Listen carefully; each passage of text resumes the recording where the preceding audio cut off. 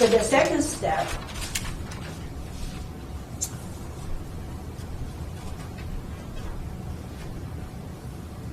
is at what there's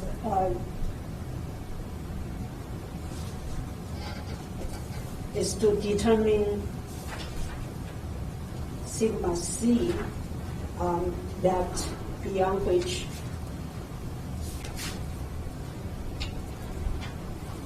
crack will propagate.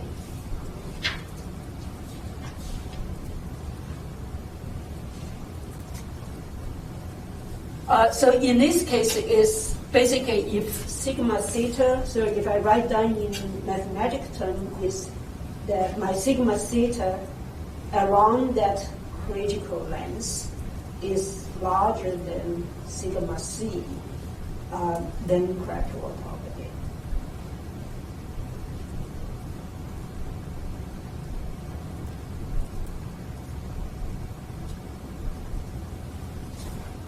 Right.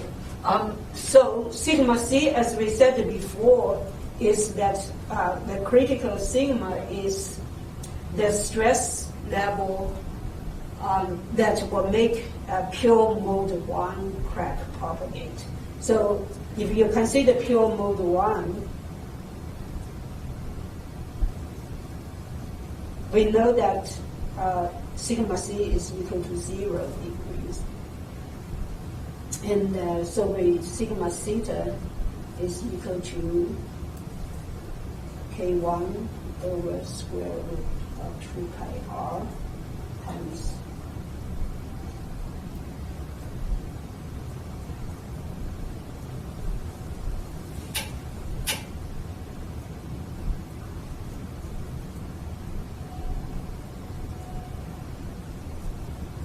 so this is sigma theta at sigma c, and that's the next.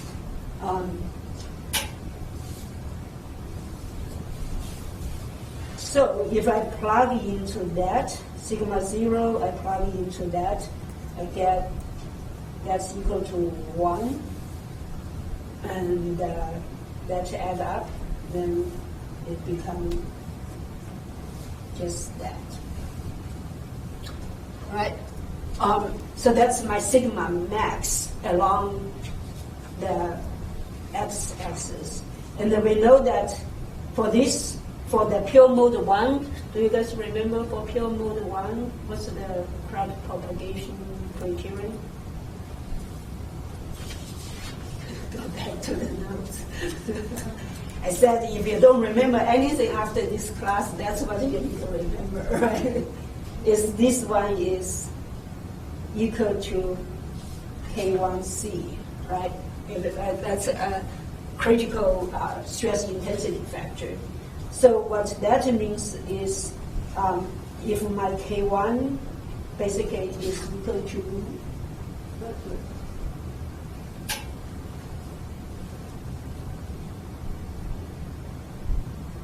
right,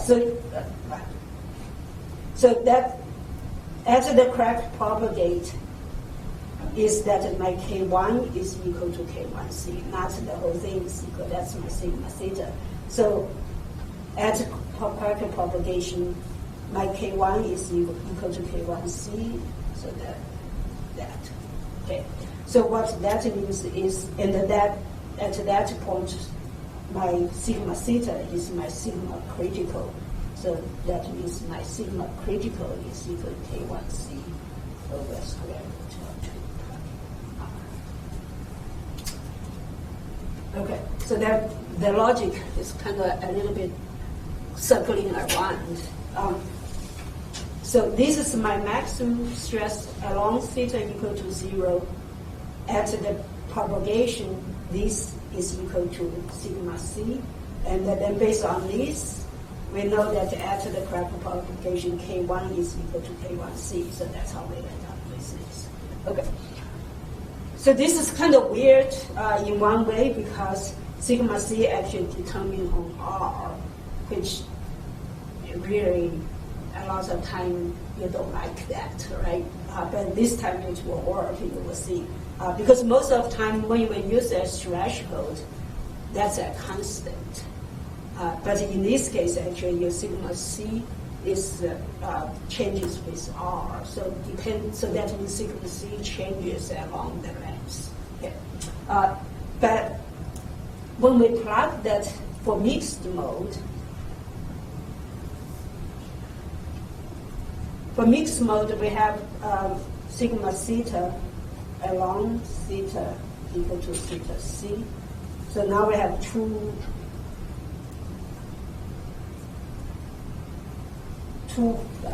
contribution by two modes, but its equation is similar, as I said.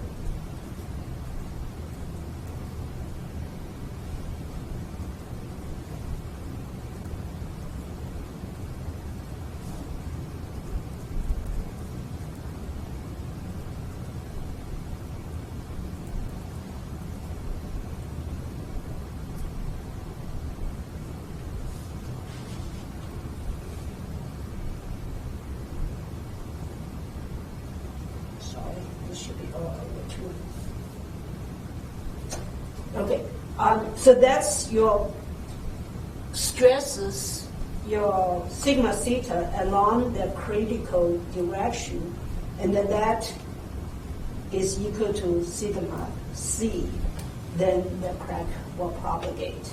So now your sigma C from your pure mode is determined to be K1C over square root of 2 pi r. That's why you have the square root 2 pi r, but it doesn't matter because on the left side, you also have square root of 2 pi r. So then you can cancel that out. So you basically get K1 times, so if you clean the over 4 out, also you get 3 cosine theta C over 2 plus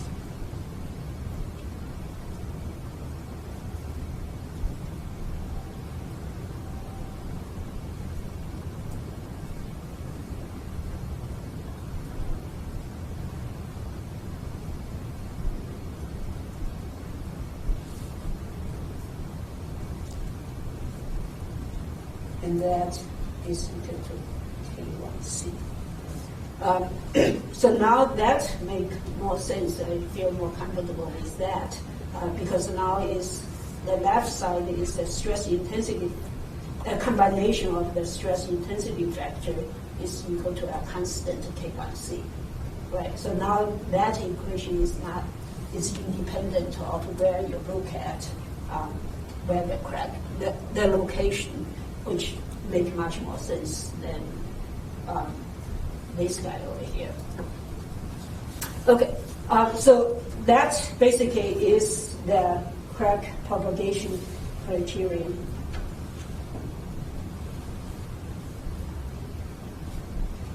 Criterion of mixed mode. So maybe I should put a.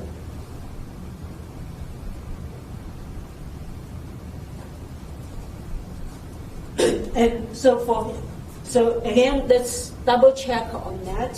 Say because this again, if it's pure mode 1 or pure mode 2, this equation should reduce to the equation we already know, right? So for pure mode 1, we already know that sigma theta is equal, sigma C is equal to 0. So you plug that, the second term will go away, or the second K2 will go away anyway. So that is equal to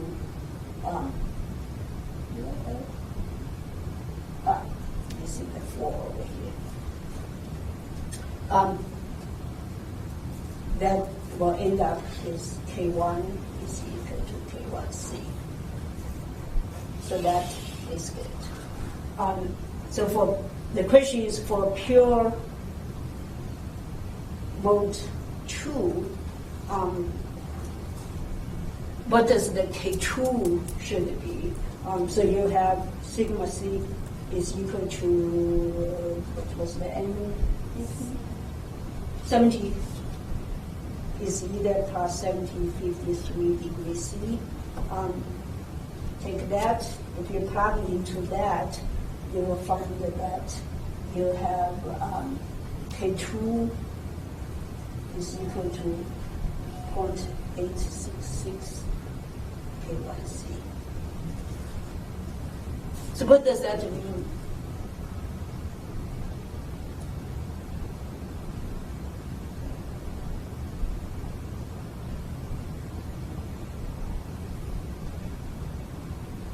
What does this mean?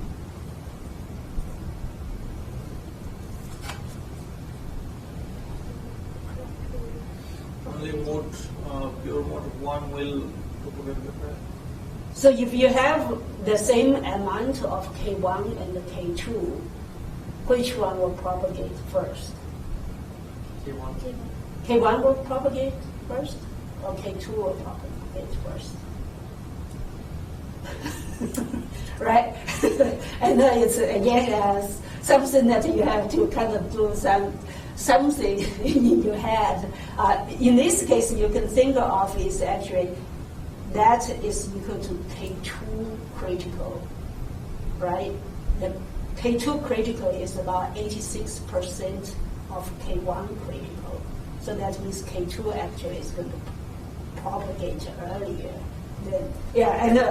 I always do that. If I have two choices, I always make the wrong choice if I just pull out my head. So that's when the time you say, wait, I need to think. Okay. So if you, obviously in this case, we have two extreme cases. So the question is, what happens to if you have mixed mode? There's actually one way you can do is you can plot a plot based on this. So basically, if I take this as K1 over K1C, and this as K2 over K1C. So basically, I take this equation and then normalize it, so there's K1C. So that will give me, so you think of this is X, this is Y, and then that is 4. So if I plot that curve, obviously that should be 1, and then that should be 0.866 based on this. That curve actually look like that. So anything below that curve, so this is safe, and then this is unsafe.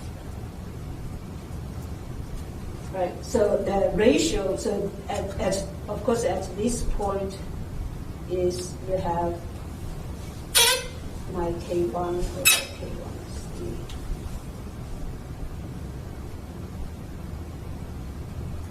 So basically, it depends on the combination of K1 and the K2. You're either here or you're either there.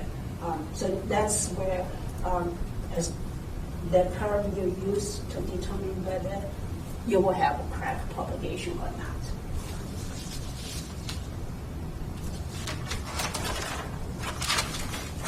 Okay, to summarize,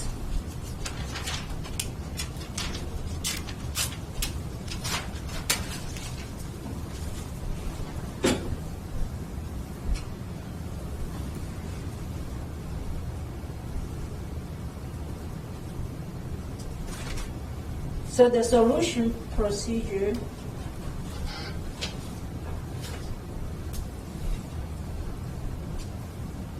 for mixed mode problem is that the first step, of course, you need to find K1 and the K2.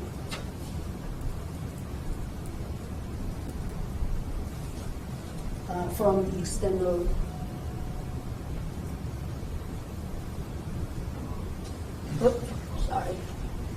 from external stresses or load.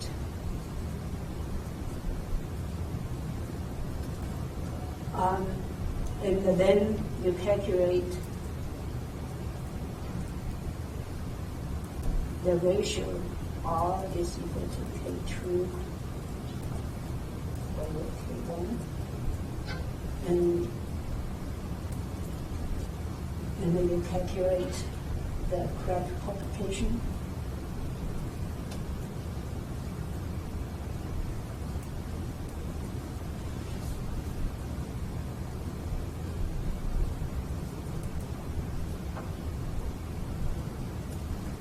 Of direction. And using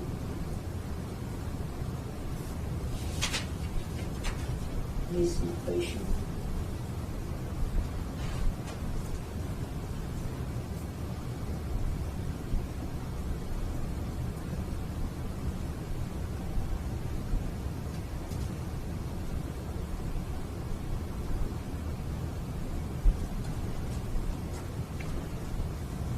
And then number 4 is you need to check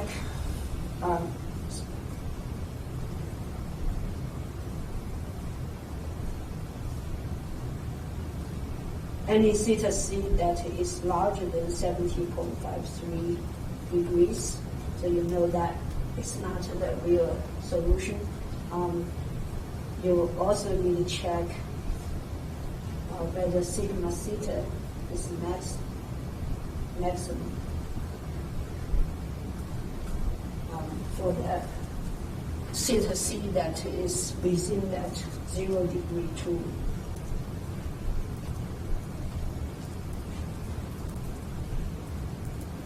0 degree and plus minus 70.53 degrees. And finally, you substitute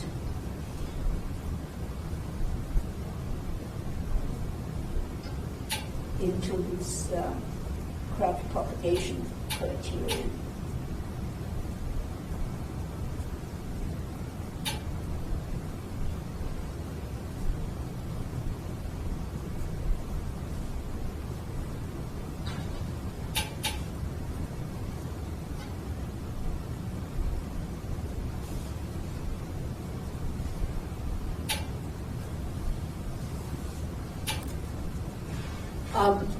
So then you substitute this into this equation. So once you get to here, obviously, there are 2 directions to go. Last time we said for pure mode 1, we could use the crack propagation criterion for 2 directions, for 2 things. You guys still remember? What do you use the crack propagation criterion for?